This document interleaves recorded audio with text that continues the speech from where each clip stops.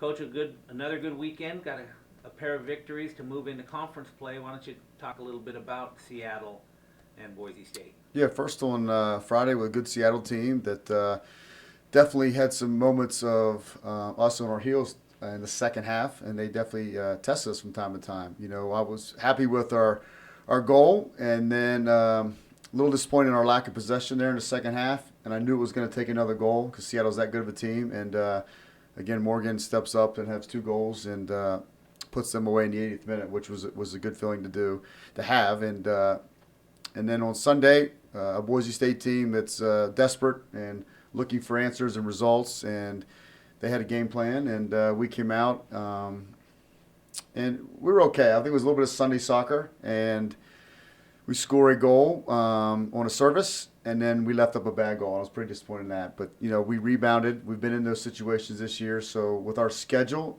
we've had some adversity and some moments this year that we've had to either put the game away, tie it back up, or finish it off from the start. So we've been through a lot of moments, and we had to get another goal. And then Alicia, first of all, what a great service by Susie to break pressure, put it in behind him. Alicia takes her touch across the frame of the goal and bears with her left foot. So a great goal there to finish off the weekend. Talk a little bit about Alicia and what she brings, because having her come off the bench, she's instant speed and energy coming in midway through each period.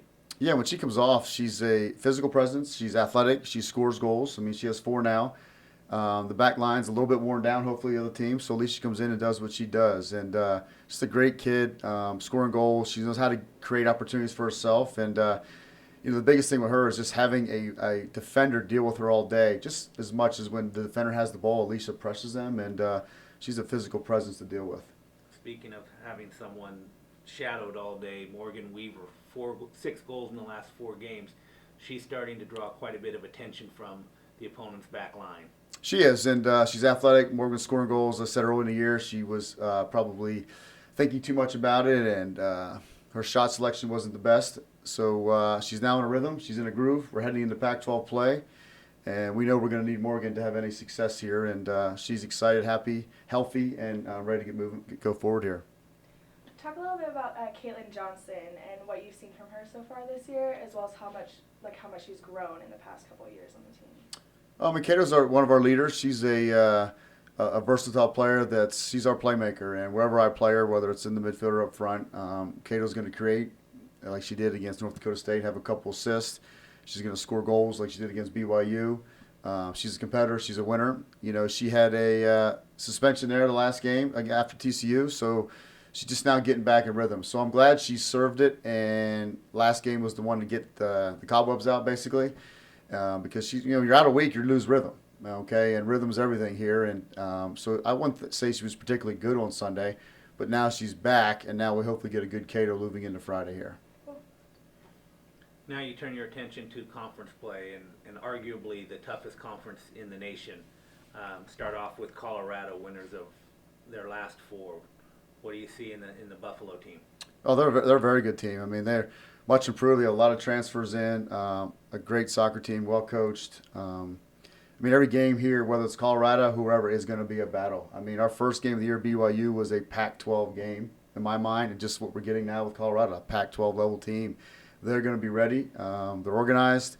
We'll be ready. And there's now it's everybody's 0-0. It's a new season. It's an exciting time here, but what a wonderful conference we have, and every game is going to be a complete battle, starting with Colorado. A lot of coaches will divide the year up into segments, be it quarters or non-conference, heading into conference. Heading into conference play, did you get out of your team what you were hoping to through the non-conference schedule?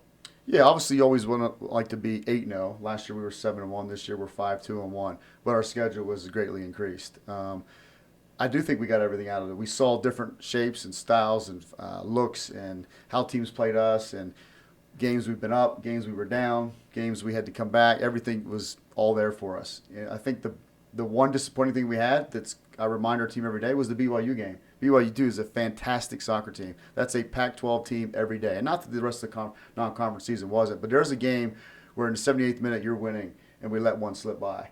So we could easily say the Gonzaga game was a disappointment. It wasn't. They outcompeted. They wanted it more that day. Hats off to Gonzaga, and we don't forget that. So the disappointing, if there was one, was the BYU game, because that's a game where we're going to find every game in the Pac-12, and we have to be able to close that out and win that game and move forward. And so I know we're hungry. I know we had a great non-conference. We're on a winning streak here, last 5 games, but nothing's taken for granted. We got to keep going here.